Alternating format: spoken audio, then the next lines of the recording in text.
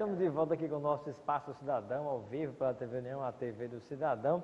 E hoje nós vamos conversar com dois convidados, dois advogados, né? Eu troquei o nome aqui, que é um nome parecido, né? A doutora Kaline Chiarelli, Pinheiro, é a nossa advogada convidada, junto com o doutor Alexandre Pinto, advogado também professor. Vamos falar principalmente sobre a reforma trabalhista. Seja bem-vinda, doutora Kaline Chiarelli, ao nosso Espaço Cidadão. Boa noite. Obrigada, Robson. Boa noite. Boa noite, telespectador. Meu querido professor Alexandre Pinto. É um prazer estar aqui com vocês hoje. Prazer tê-la conosco. Professor Alexandre Pinto, bem-vindo ao nosso Espaço Cidadão. Boa noite, Robson. Boa noite, telespectadores. Boa noite, Kaline. É uma satisfação imensa voltar a esta casa e podermos discutir tão relevante tema. Muito bem. E, iniciando com o professor Alexandre Pinto, eu gostaria que nós pudéssemos conversar a respeito das mudanças com a legislação trabalhista e que já começam a ter efeitos práticos e, na mesma proporção, polêmicos. Dizem que uma farsa não demora muito tempo para que a máscara caia. Isso é uma premissa bem lógica, né? Então, aquele discurso que foi vendido na mídia de que a reforma trabalhista ia gerar emprego, ia gerar estabilidade jurídica, ele já está mostrando os seus efeitos, né? O que nós estamos vendo ser propagado no Brasil de forma paulatina nos próximos dias. Não é aquele arrojo de contratação que se tanto decantava, mas sim uma verdade real, que é o exército de demissões absurdas, né? Como recentemente aconteceu aqui, que a empresa convidou seus empregados, botou no auditório e disse: olha, vocês todos estão demitidos e vou pagar em 8 vezes o que eu devo, porque só posso pagar assim. E assim está posta. É o primeiro passo dos efeitos concretos dessa reforma. Na verdade, a precarização do trabalho, o desrespeito ao cidadão, pai de família, trabalhador, e a busca de um lucro cada vez maior, independentemente da qualidade do serviço que se preste. Inclusive, sobre a ótica de que, não, mas isso vai facilitar as contratações, se coloca também um outro aspecto, que é a questão da geração de mais emprego. Agora você também e também a existência de um grande número de desempregados. Ou seja, mas uma coisa não justifica a outra, né? Com certeza, com certeza. Não é por esse caminho que nós vamos chegar à construção de um país grande, um país próximo. Sem mercado interno, você não tem emprego, né? Sem economia aquecida, crescendo, não tem mercado, não tem emprego. E precarizar os empregos, diminuir salários, você diminui o consumo e, consequentemente, você diminui o mercado interno, a produção e a oferta de empregos. Pois é. E uma outra pergunta que lhe faço, agora faço à doutora Kaline, com relação à sua visão, em relação a esse ponto de vista do professor Alexandre Pinto. Robson, eu vejo de uma forma mais branda, porque eu consigo enxergar uma mudança de uma legislação que foi baseada, sabe, no fascismo, numa legislação numa legislação totalmente diferente do que a gente vê dos países em desenvolvimento, dos países em primeiro mundo. Se a gente for parar para pensar, a quantidade de ações trabalhistas que a gente tem no país hoje é 95% do que tem no mundo, está judicializado dentro do Brasil. Os outros 5% é o que a gente vê ao redor do mundo de judicialização. Então, por que um país do tamanho do Brasil tem uma quantidade dessa de demandas judiciais, né? Então, a gente começa a analisar o ponto de vista também do empregador. A lei trabalhista sempre foi conhecida como protecionista do empregado, né? E o trabalhador e o empregador sempre teve uma carga não só tributária, mas de ser sempre ocupado pelas rescisões contratuais. E isso nem sempre é verdade, e a gente está vendo isso, né, na prática, principalmente com a mudança que para mim é excepcional, que é o fato do empregado que judicializar uma ação, onde não tenha subsídios, onde ele não tenha uma litigância de boa-fé, né, digamos assim, ele também vai ser obrigado agora a pagar as custas processuais. Isso não existia. Simplesmente o empregado judicializava o que ele queria, né, independente de fundamento ou não, e ele sempre era tido como a parte mais fraca da relação processual, né, e que nem sempre isso é verdade. Então, eu acho que é um avanço muito grande, sabe, do ponto de vista de que o empregador ele vai ter condição de fazer um acordo melhor com o seu empregado. O empregado não só tem que estar à margem da negocialização do seu próprio contrato, né? Porque eles estão contratando os dois juntamente e hoje eles têm uma posição igualitária nessa contratação, né? O empregado, em momento algum, ele perdeu nenhum dos seus direitos trabalhistas, né? Todos estão constitucionalmente assegurados e não houve uma perda, né? Hoje a gente vê um avanço em negocialização. Professor Alexandre Pinto, advogado também, qual é a sua visão a respeito do que foi colocado pela doutora Kaline, né? Não houve perda de direitos trabalhistas, qual é o seu pensamento? Olha, a perda de direito é inevitável. Começa por um deles que foi excluído, a hora itinere, que é a hora do trajeto do trabalho para casa, de casa para o trabalho, que era um direito garantido que foi retirado, mas isso é de só menos importância. O mais importante que eu gostaria de enfatizar aqui, Robson, para o telespectador, diz respeito a essas demandas da justiça do trabalho. Eu posso falar, porque lá estou há 34 anos, e lhe digo a você que 85% a 90% das demandas dizem respeito à rescisão contratual. Ou seja, o empregador deixa de pagar a rescisão dos seus empregados. Aí a doutora colocou aqui um ponto muito importante. 95% das ações trabalhistas do mundo estão no Brasil, os outros 5% estão no resto do mundo. Você vai na Europa, nos Estados Unidos, em qualquer país civilizado, o empregador lhe contrata para lhe pagar um salário e ele lhe paga. Se tem uma rescisão contratual, ele lhe paga. Então não há demandas. Não há demandas. O número de demandas não vai diminuir. Inclusive a imprensa mentiu há pouco tempo. Olha, a semana de início da nova lei diminuiu 90%. Lógico, até eu mesmo e vários outros profissionais jamais experimentados, nos seguramos um pouco para ajuizar algumas ações depois, para ver como seria a movimentação. Até porque aí nesse adaptar, inclusive, as peças. As peças.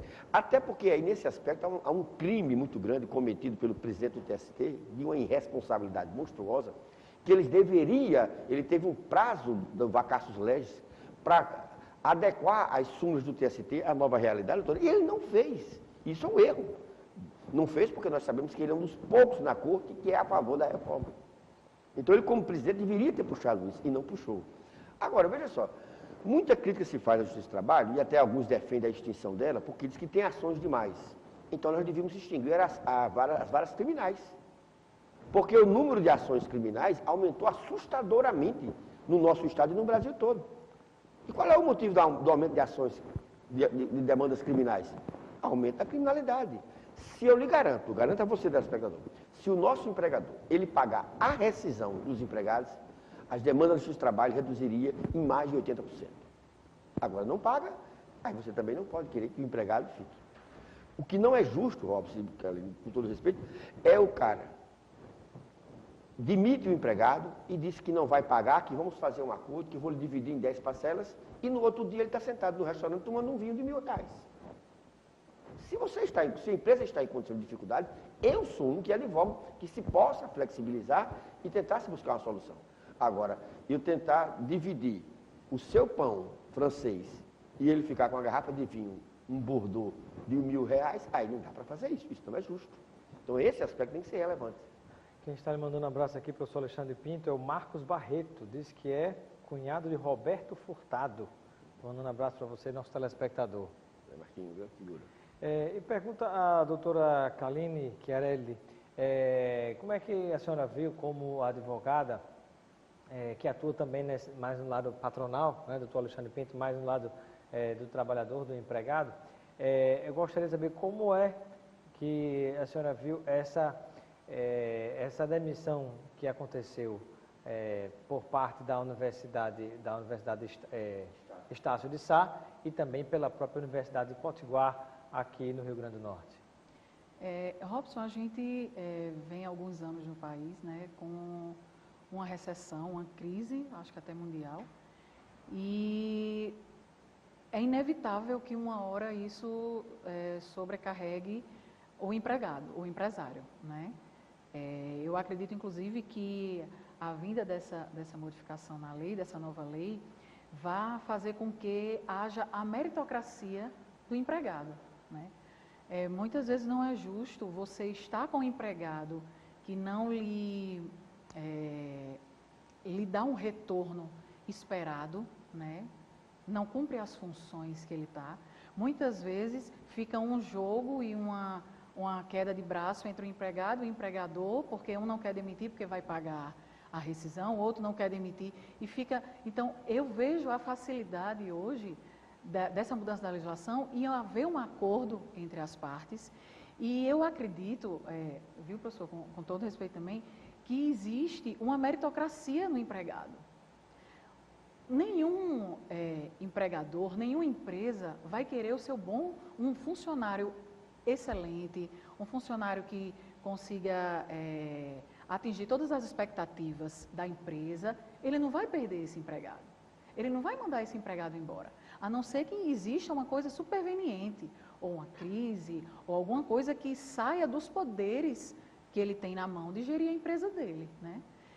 O fato de você ter funcionários, de você ter empregado, aquilo ali faz com que ele gere renda e riqueza, não só para a empresa, mas também como para o pai de família que está ali trabalhando, né? Eu acredito que exista um motivo maior, né? A gente tem que chegar em cada caso, infelizmente a gente dá opinião baseada no que a gente ouviu na mídia e é muito complicado a gente saber não só o lado do empregado, mas principalmente o lado do empregador, né? Que tem nas costas dele uma carga de tributos e de impostos, né? Muito pesada. Então, infelizmente, vai ter uma hora que a gente vai ter que separar o joio do trigo. Isso não é regra, não quer dizer que todas as pessoas que tiveram as suas rescisões declaradas, enfim, que elas não eram capazes de desenvolver o trabalho, né? Mas o bom empregado, acredito eu, sempre vai ter o seu lugar, se não for numa empresa X que ele esteja, mas se ele for realmente capacitado, não vai faltar emprego. Doutor Alexandre Pinto, a sua visão a respeito? Olha, me preocupa muito, né? Eu que sou professor há 40 anos, né? Eu tenho 56 e 40 de sala de aula, me preocupa muito no aspecto do magistério, porque isso tem uma sintonia muito grave com a redução, a alteração ou a permuta, não como a doutora disse, que eu até concordo, quando o empregado não está sendo útil, não está correspondendo, a meritocracia deve existir, deve ser demitido, eu não tenho complacência com um mau profissional. Mas me preocupa na hora que você começa nas universidades privadas a retirar o nicho qualitativo, ou seja, aqueles profissionais que são doutores, mestres ou pós-doutores, para substituir por um especialista ou um graduado, aí começa a me preocupar, porque a falta de compromisso com a qualidade fica evidente. Para contratar um mais barato. Mais barato, e aí, em determinados segmentos, como eu vejo muito, eu comento muito isso, quando eu vejo aqueles desastres de cirurgia plásticas que acontecem no Brasil afora, o paciente foi lá procurar alguém pelo preço e não pela qualidade técnica. E a educação, a meu ver, é uma coisa sagrada, não dá para você trocar preço por qualidade. Algum comentário antes da próxima? Está chegando algumas perguntas de telespectadores? Deixar claro que a gente aqui não está defendendo uma diminuição da qualidade, né? Ou exaltar, por exemplo, o empregador que não cumpre a lei trabalhista, né? A gente está aqui defendendo uma nova forma de se negociar, né? E uma forma também da gente conseguir captar bons profissionais e que esses profissionais consigam desenvolver a sua função dentro da escola ou empresa, como quer que seja. Aqui perguntas de telespectadores. O Tiago, que está em Petrópolis, pergunta aqui para ambos, né? Existe acordo real entre patrão e empregado? Ou o empregado vai estar sempre mais aberto a aceitar o que o patrão disser? Começando pelas damas? Pode ser. Não, eu acho que não. Eu acho que ele tem a opção de não aceitar, né? é uma coisa bem bilateral e um contrato é assim, só é bom quando é bom para as duas partes. E eu acho que ele vai se sentir, sim, prestigiado por poder decidir de que forma ele vai receber os seus vencimentos ou a sua rescisão, de que forma ele vai trabalhar, né? O professor até citou aqui a questão do descanso, né, entre as jornadas, que pode ser diminuído, mas isso eu não vejo como uma coisa ruim para o funcionário, porque ele pode sair mais cedo, digamos. Eu acho que é uma forma em que eles têm como de forma igualitária, certo? De conseguir discutir o que é bom para os dois, porque o empregador precisa do empregado e o empregado precisa da empresa para se manter também. Doutor Alexandre Pinto. Olha, é bem claro, até pegando um gancho no que a Aline falou agora por último, quando se fala da redução do intervalo, ninguém no Congresso Nacional convidou médicos para explicar se isso é possível ou não, se isso é nocivo ou não. Eu não tenho dúvida, pela minha experiência de vida, que um cidadão que trabalha numa portaria de um apartamento, trabalha num escritório de pouco movimento, se ele tiver meia hora de intervalo, talvez não tenha grandes consequências. Mas vamos para o trabalhador que trabalha no pesado, na construção civil, ou um repositor, alguém que está trabalhando com esforço físico. Ele comer em meia hora, colocando o tempo de deslocamento do seu local de trabalho para o refeitório, se for dentro da empresa ou fora, come e volta, consequentemente esse cara, logo, isso vai ser muito ruim para o empregador. Por quê? Ele vai produzir menos, é inevitável, e ele vai adoecer mais. Detalhe, nesse caso específico, detalhe que é um pessoal que, por trabalhar muito, também come bastante. Comumente tem um hábito alimentar mais acentuado, né? Com certeza. Então, isso é uma consequência que é perigosa, né? Agora, o fato de poder negociar mais aberto, poder fazer acordos, principalmente na saída, ele só tem vantagem para uma pessoa, para aquele que está deixando de pagar. Porque aquele que está deixando... Se a lei diz que eu tenho até o primeiro dia útil subsequente ao contrato de trabalho, quando o aviso prévio for trabalhado, ou o 10º dia útil, quando o 10º dia consecutivo após o término do contrato, quando o aviso não for trabalhado, se eu tenho esse prazo que a lei me obriga para que eu receba o meu dinheiro, na hora que o empregador deixa de pagar naquilo e vai me pagar em 10 parcelas, para quem foi bom? Para mim não foi. Porque eu deixei de receber quando a lei me dizia que eu tinha que receber naquele dia. Tudo bem, há situações, há momentos de insolvência da empresa que é preciso também ter bom senso, porque senão vai findar desempregando mais. Mas a regra não é essa. A regra é de levar uma vantagem a mais e a crescer a sua margem de lucro em cima do miserável do trabalhador. Pergunta aqui da nossa telespectadora Andréia, que está em Candelária. Pergunta Alexandre Pinto sobre a possibilidade do empregador pagar multa. O empregador pagar multa? A lei prevê. Se ele não pagar a rescisão no prazo, tem uma multa de 1 mês de salário. Né? Mas na hora que você vai fazer uma negociação dessa, teoricamente a multa não vai nem aparecer. Pergunta aqui da Raquel, que está nos acompanhando em Potilândia. Será mesmo que o empregado consegue negociar com o patrão? Na lei de estágio, por exemplo, está previsto que o estagiário tem direito à redução da carga horária em dias de prova. Mas não conheço um estagiário que peça esta redução ao patrão, mesmo sendo um direito. Será que a reforma não funciona assim também? Eu já fui estagiária, está aqui meu professor, e até onde eu sei, pelo menos na minha época, né, professor, isso sempre foi cumprido. Né? A gente tá tentando aqui discutir um dispositivo legal e não quem está burlando a lei de alguma forma. Né? A gente está tentando observar uma melhora ou um avanço numa legislação que hoje a gente vê nos maiores países do mundo. Né?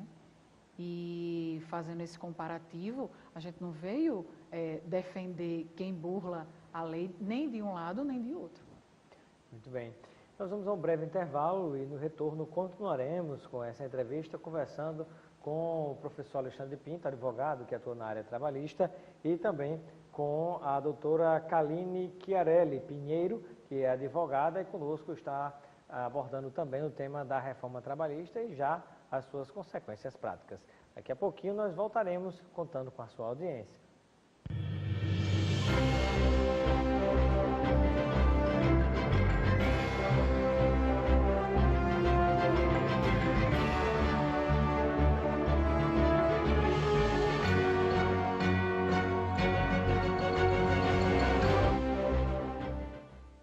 volta com o nosso Espaço Cidadão, na TV União, a TV do Cidadão, conversando com dois advogados, um que milita mais na área trabalhista, no balcão do lado do empregado, e que é o professor Alexandre Pinto, advogado, e também do outro lado, mais do lado do empregador, que é a doutora Kaline Chiarelli, né? Kaline Chiarelli Pinheiro, que está aqui com a gente também. Eu fico olhando o nome dela porque não é tão fácil decorar assim de última hora, mas enfim. Bom, temos mais perguntas aqui de telespectadores. O Ricardo, que está em Currais Novos, gostaria de saber o que muda com deixa eu ver aqui, o que muda com a alteração na regra em relação às férias dos trabalhadores, e gostaria de saber se isso terminou sendo bom ou ruim. Conversando com o Alexandre Pinto. Olha, está aí para dizer que, né, que a reforma não é de toda ruim. Não. Esse aspecto, inclusive, poderia ter ficado melhor. Eu já defendo isso há muitos anos em sala de aula, nos meus livros, dizendo que eu acho um equívoco 30 dias de férias. Ele não é bom para a saúde do trabalhador. Ele não descansa o corpo da maneira adequada. Eu acho que o fracionamento em 3 parcelas de 10 seria o ideal. É o ideal. Porque a cada 4 meses você descansar 10 dias, doutora, consequentemente, a possibilidade de você ter uma doença ocupacional era bem menor. Né? O desgaste de um ano é muito maior. Né? Mas aí foi um grande avanço e eu acho que isso foi muito benéfico para o trabalhador, precisa ser aperfeiçoado, mas eu acho que é uma boa para o empregado e é melhor ainda para o empregador. Porque uma coisa é você substituir o empregado 30 dias, para ele cometer erros na substituição. 10 dias não, você, quando pensar que vai ter erros, o titular já volta, já corrige. E essa repetição da substituição torna aquele que está substituindo mais qualificado para futuramente ficar com o cargo. E doutora Kaline, sua visão? Concordo demais com o professor, né? Que bom que nós conseguimos ter concordar é um tópico, né? um ponto em comum, porque, como ele disse, a reforma não é de tudo ruim, para mim a reforma é boa, e esse também para mim é um ponto muito positivo. E mais pergunta de telespectador, deixa-me ver aqui. A pergunta do Anderson, que está em Nova Parnamirim. Parece que existe a possibilidade do empregado pagar multa também, se os horários entre os trabalhos chocar e ele não puder comparecer. Doutora Kaline. É verdade. Expliquei, professor. Algum comentário?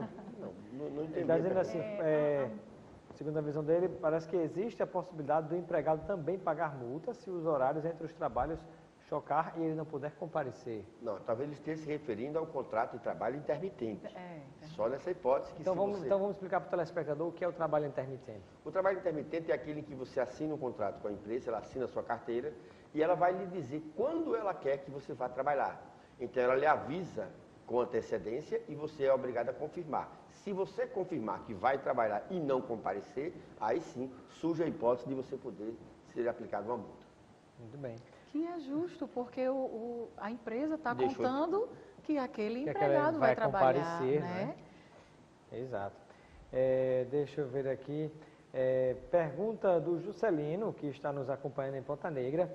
Ele gostaria de saber se há alguma mudança na regra trabalhista com relação a 13º. Não que eu conheço. Não, de fato não houve nenhuma alteração em relação ao 13º, né? Deixa-me ver aqui, mais pergunta do telespectador. A Milena, que está nos acompanhando no Panati, Zona Norte de Natal, ela gostaria de saber como funciona em relação a acidentes de trabalho. Alguma alteração? Também não, a regra do acidente é a mesma. Apenas a questão do dano moral é que se foi feita uma quantificação absurda, que aliás eu acho que nem tanto ao Maleta do Céu, mas seguir o modelo americano que indenizam de maneira absurda, eu acho um exagero, mas eu acho muito errado você quantificar a moral de uma pessoa. Cada caso é um caso, deveria ser assim, mas infelizmente... É a banalização do dano moral. Isso aí eu acredito que isso vai ser arguído em inconstitucionalidade e o Supremo vai dizer que é inconstitucional. Doutora Kaline, alguma observação? Não, é isso mesmo. Muito bem. Deixa-me ver aqui. Pergunta aqui do Josi Clay, que está nos acompanhando no Tirol. Ele pergunta que ponto positivo o professor Alexandre Pinto considera em relação à reforma trabalhista, além da questão das férias. Olha, eu acho que as férias foi o maior avanço. A meu ver, foi o único ponto. Teve também, consequentemente, foi o trabalho em regime de tempo parcial, que eles aumentaram a quantidade de horas, que era 25 para 30, e agora as férias de quem trabalha em tempo parcial, que era fracionada, vai ser também de 30 dias. Foi 2 aspectos positivos, né? No ponto de vista processual, eu até concordo de que a litigância de má-fé, a litigância, digamos, com pedidos descabidos, tem que ser punido. Justiça não é lugar feito para se ter malandro nem aproveitadores. Não. Justiça é lugar sério. Você vai lá pleitear o seu direito que você tem e deva ser atendido. Não ficar brincando, né? E isso eu concordo também, plenamente, tem que ser feito. Agora, daí a isso, você utilizar isso como mecanismo de impedir o acesso à justiça, aí é outra história. Eu vejo um ponto positivo também, Robson, que é a questão da não obrigatoriedade, né, da contribuição sindical, né, que faculta ao empregado você querer ou não doar o seu dia de trabalho, praticamente roubar o seu dia de trabalho, para um sindicato que você muitas vezes não conhece a lisura, né? Muitas vezes você não vê um sindicato que realmente trabalha em prol do empregado e você ser obrigado, né, a tirar o seu dia de trabalho de quem já não ganha como deveria muitas vezes e em prol de algo que você não consegue mensurar o benefício, né, o retorno do benefício. Professor Alexandre Pinto, em relação à contribuição sindical, olha, eu acho mais que, obrigatória. Eu acho que a contribuição sindical, eu não consegui entender que proteção você queria dar ao trabalhador com isso. Muito mais útil seria também ter acabado com a contribuição para o Sistema S. O que é o Sistema S no Brasil? Uma cabine de empresários falidos que vão para lá ter bons salários para não produzir nada. Porque você está recebendo, por exemplo, Senac, excelente curso, vai procurar qual que é de graça? Nenhum. Então o Sistema S onera muito mais a empresa do que a contribuição sindical ao empregado. Porque tem uma coisa, Karine, que é preciso ficar claro. Vamos dizer aqui na TV União, todos os empregados vão se opor à contribuição sindical. Qual é o sindicato que vai vir negociar aqui um acordo ou convenção coletiva? Nenhum. Se ninguém aqui contribui, você vai vir? Não vai vir. E eu até acho que, na questão da contribuição sindical, o problema é que o nosso trabalhador, ele é omisso. Ele não sabe ir reivindicar e brigar pelo seu sindicato. Que aí eu acho, às vezes tem sindicato, vou dar um exemplo aqui bem claro, o sindicato dos professores da rede particular de Natal, imoralidade, o cara está há 50 anos, não faz absolutamente nada. Ou o próprio professor não participa aí também o professor do não sindicato. Participa, que tem, que aí eu acho, não fiscaliza. Não fiscaliza. Né? Como na vida político-partidária também. Perfeitamente. Né? Se reclama dos também políticos, chama tudo de ladrão, mas na hora você, como cidadão que deveria participar, também não participa, né? Eu sempre brinco com essa história de política, eu digo, olha, eu só acredito que você possa falar mal de um político, chamar ele de corrupto, safado, ladrão, se você olhar para o espelho e ditar o nome de quem você votou na eleição passada e por que você votou. Se você fizer isso, aí tá ótimo, né? Isso é exercício bacana, viu? Olha no espelho, eu votei em Chiquinho Preto. Por quê? Porque ele é amigo de um amigo do meu vizinho. Então você não tem moral para exigir nada de Chiquinho Preto. Pois é. E eu peço uma coisa curiosa, apenas um comentário. Eu fiquei surpreso quando escutei reclamações de empresários que participam dos sindicatos patronais reclamando e preocupados com a aprovação disso, quando na verdade defendeu todos os tópicos da reforma trabalhista.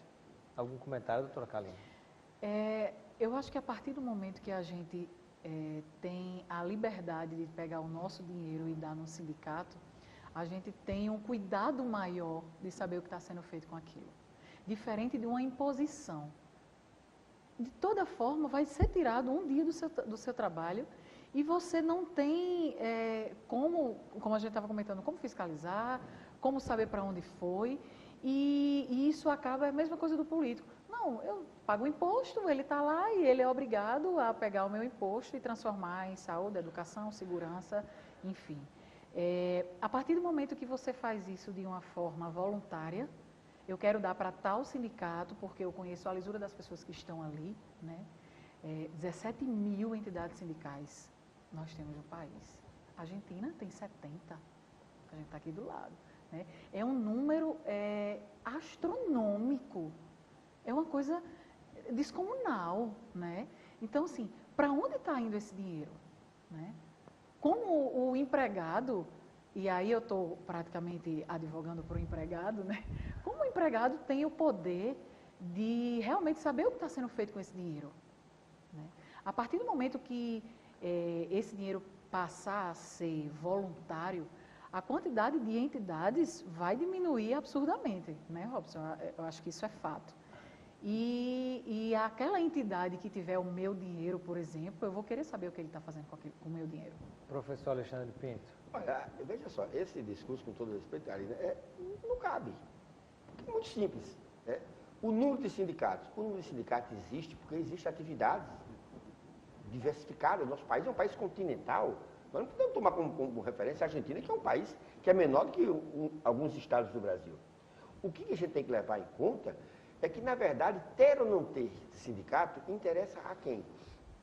Na hora em que você tem um sindicato muito grande, que cuida de uma categoria muito ampla, como é que ele vai chegar naquelas pequenas empresas para atender as demandas daquelas empresas? Não chega. Eu vi, atuando como advogado de uma empresa aqui, um sindicato de um determinado segmento patronal, que existia uma parcela da categoria deles, que eram pequenas empresas, e que eles faziam a convenção coletiva, criando e concedendo benefício aos empregados para inviabilizar essas pequenas empresas. E até nisso existe. Então, eu acho que o sindicato não faz mal. Quanto mais tiver, melhor. Você tem chance de participar. Lembre-se que o Brasil defende uma regra de unicidade. Você não pode ter numa cidade 2 sindicatos da mesma categoria. Então, isso já limita. Agora, deixar o trabalhador sem sindicato, aí é você deixar o menino de madrugada no meio da rua, cheio de marginal. Em relação à questão, à questão patronal, que foi isso que me chamou a atenção, um comentário, já empresários que fazem parte de sindicatos de empresários, o patronal, reclamando da retirada dessa contribuição obrigatória? Já vão ter, já está começando já.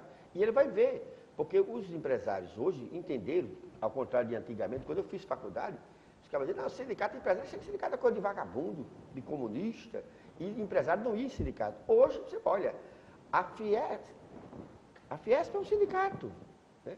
A CNI é um sindicato, e forte, e está lá, precisa do dinheiro dos seus associados, senão não vai ser forte nunca.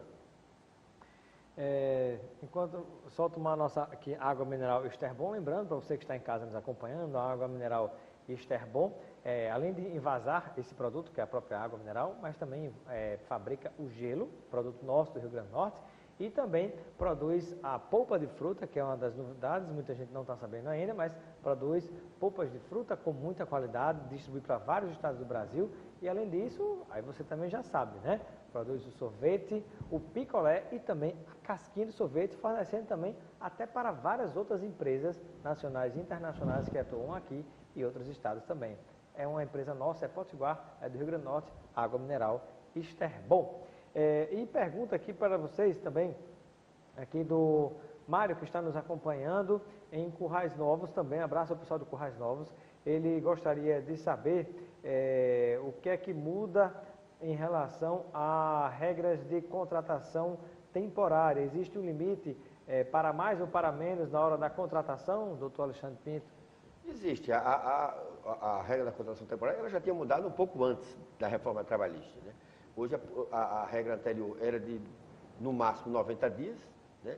E aí essa regra foi estendida, dilatando-se o prazo. Mas há que ter um cuidado, porque às vezes estão dando a interpretação equivocada desse dispositivo. Existem 2 tipos de contratação temporária.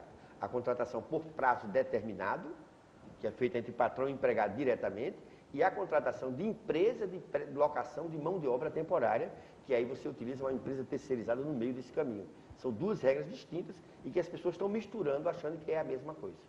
A regra da contratação direta patrão-empregada, ela tem um prazo de até 2 anos. Mais uma pergunta aqui da Rita de Cássia, que está nos acompanhando em Caicó. Um abraço, amigos de Caicó. Ela gostaria de saber se há alguma alteração para a contratação no âmbito de fazendas e sítios, né? Se há alguma mudança ou se é diferente a legislação em relação à legislação comercial. Tem alguma alteração? Não, porque na verdade... A regra é a mesma? Quando você trabalha com um sítio ou uma fazenda que não produz nada para venda, os empregados ali são empregados domésticos. Agora, quando ele produz para venda, para comercialização, tanto de hortifruti, como de aves, como de animais, aí ele é um trabalhador rural e a regra para ele não mudou praticamente nada. E o que dizer em relação à figura do caseiro?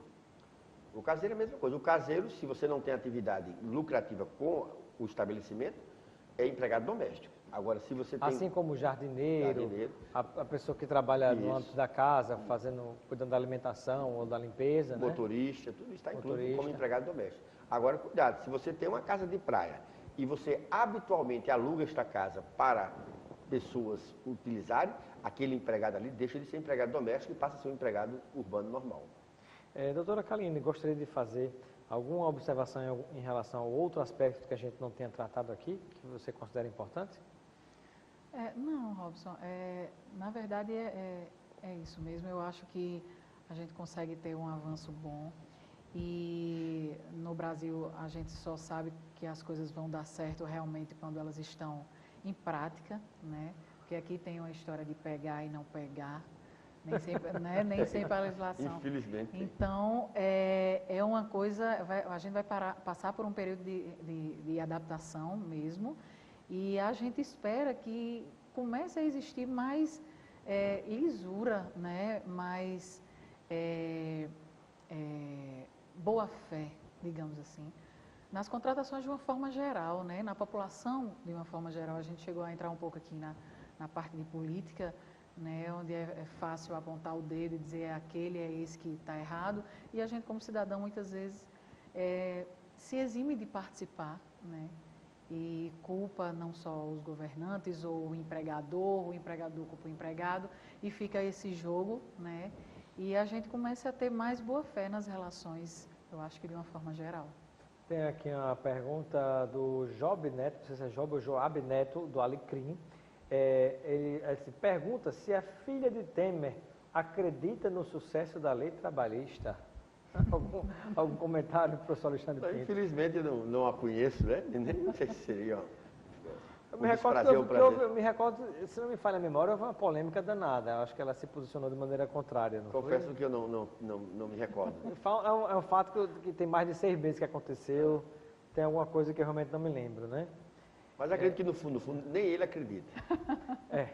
Temos aqui a pergunta aqui também, deixa eu ver, falamos sobre isso, acho que ele ligou a televisão agora, né? Se as demissões dos professores da UNP qual foi a outra faculdade que eu falei? A Estácio de Sá, que foi nacional, esses seriam os primeiros resultados da aplicação desta lei. Já abordamos esse tema. Já abordamos, né? Deixa eu me ver aqui. Acho que é porque o nosso telespectador ligou a televisão agora. Quero só lembrar que você que está em casa nos acompanhando, pode assistir novamente a essa entrevista que realizamos aqui e nos outros veículos de comunicação, em Natal e no Rio Grande do Norte, acessando o nosso site, nosso blog da Política e Cidadania, www.robsoncidadão.com.br. Lá você vai encontrar um arquivo com todas as entrevistas que realizamos para você poder assistir novamente ou compartilhar com seus amigos, com os profissionais da sua área de interesse. Temos mais pergunta aqui, deixa eu ver. Nemias está nos acompanhando em Santa Cruz. Ele gostaria de saber se há alguma regra especial para segurança privado.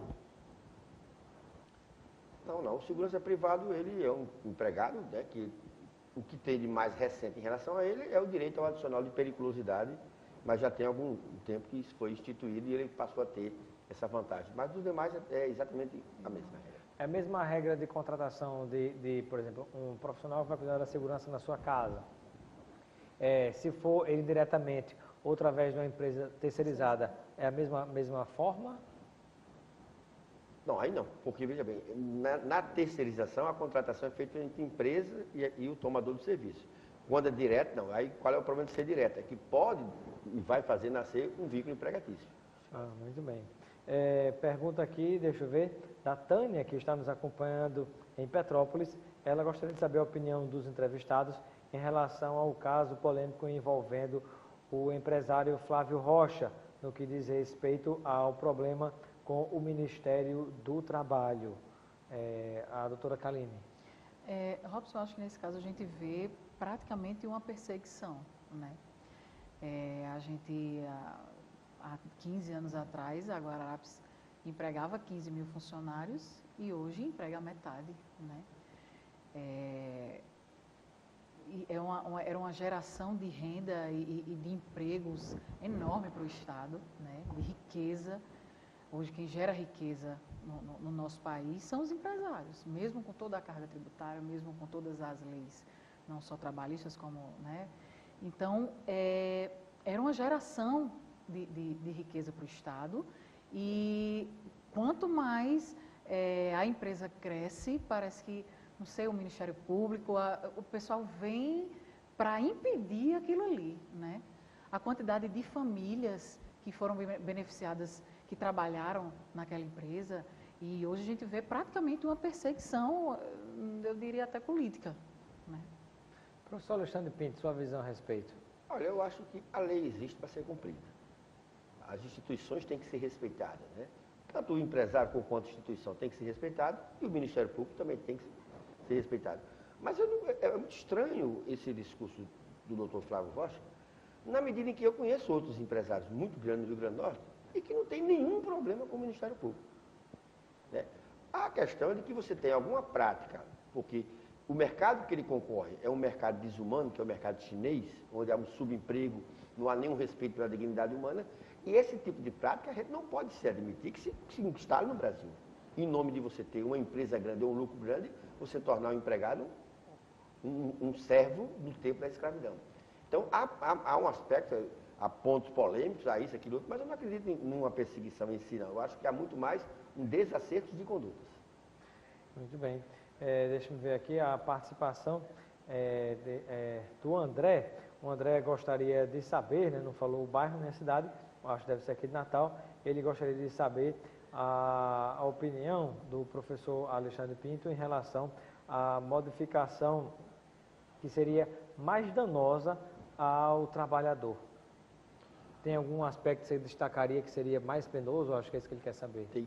Olha, primeiro começa pelo fato da possibilidade de o empregador quitar anualmente os direitos do seu empregado. Esse é o mais perigoso de todos. Por quê? O que seria na prática? Você vai chegar no final de cada ano, chamar seu empregado aqui e assina esse termo de quitação, tudo que eu lhe devia estar pago. Então, o que acontece? Qual é o empregado que vai poder se opor a essa quitação se ele precisa do emprego? Num cenário desse de desemprego, você vai dizer não? Não, você vai assinar. Você vai assinar. E isso é extremamente perigoso. Porque você está colocando o empregado no canto da parede e ele é obrigado. Porque, veja só, Robson, embora se tenha muitas demandas trabalhistas, doutora Carlinhos, não existe, é um número tão desprezível, muito próximo de 0,0000001%, o número de reclamações trabalhistas feitas por empregados. Como assim, professor? Empregados. Não estou falando de desempregados. Os desempregados ajuizam, mas o empregado não ajuiza. Por quê? Porque, embora ele possa estar coberto de razão, ele só vai ficar na empresa os segundos subsequentes ao tempo de receber a notificação. Receber o empregado e mandar ele embora. Então, por isso que ele não reclama.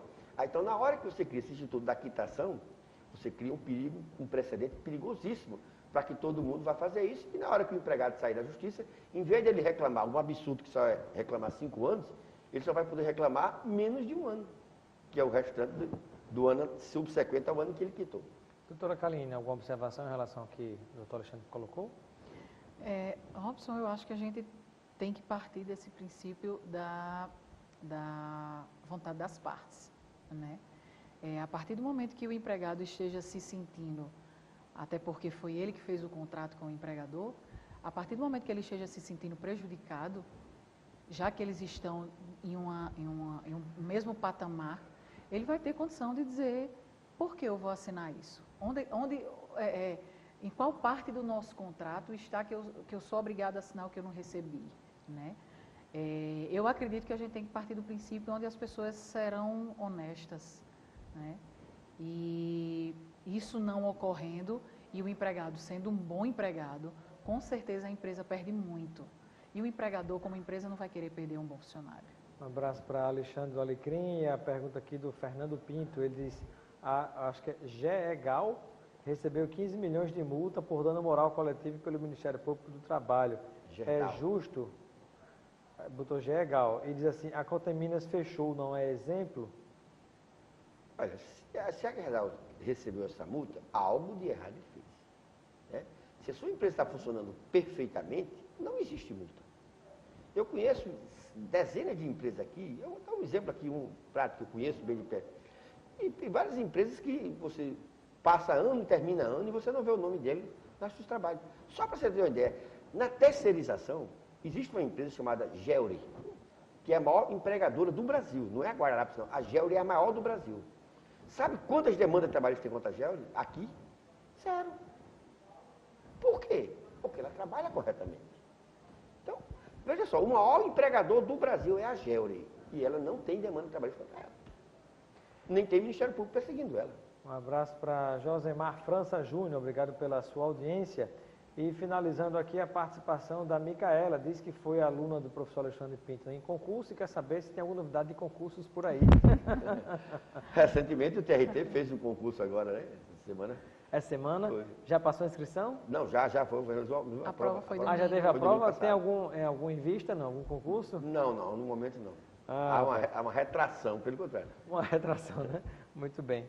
Bom, eu quero agradecer a participação da doutora Kalina e doutor Alexandre Pinto. Obrigado pela presença de cada um de vocês, começando as despedidas pelas damas. A gente que agradece, Robson, a oportunidade. Uma honra para mim também estar aqui com o professor Alexandre Pinto, que também foi meu professor. E eu desejo uma boa noite a todos vocês. Obrigada pela oportunidade. Muito obrigado, professor Alexandre Pinto. Robson, Kalina, foi uma satisfação imensa voltar aqui a esse programa, né? E podermos discutir isso de forma civilizada, aberta, democrática, né? Tendo opiniões divergentes, mas com uma preocupação maior. E com a educação, né? Sem ninguém se esculhambar, sem ninguém isso gritar, não né? precisa, De isso é coisa de jeito gente. nenhum. Hoje em dia a coisa anda muito acirrada, né? Mas eu digo muito isso, as pessoas precisam tomar um chá de civilidade, né? E é coisa bacana você poder discutir, porque cresce, tanto ajuda ao crescimento dela como ao meu, e eu principalmente do telespectador. Perfeito. Muito obrigado pela presença de ambos. Ficamos por aqui com o nosso Espaço Cidadão desta noite. Continue sempre ligado com a TV Neon de Natal. Quer assistir novamente a essa entrevista e a outras que realizamos aqui e também demais veículos de comunicação? Acesse o nosso site da Política e Cidadania, www.robsoncidadão.com.br. Uma excelente semana e até segunda-feira, se Deus quiser.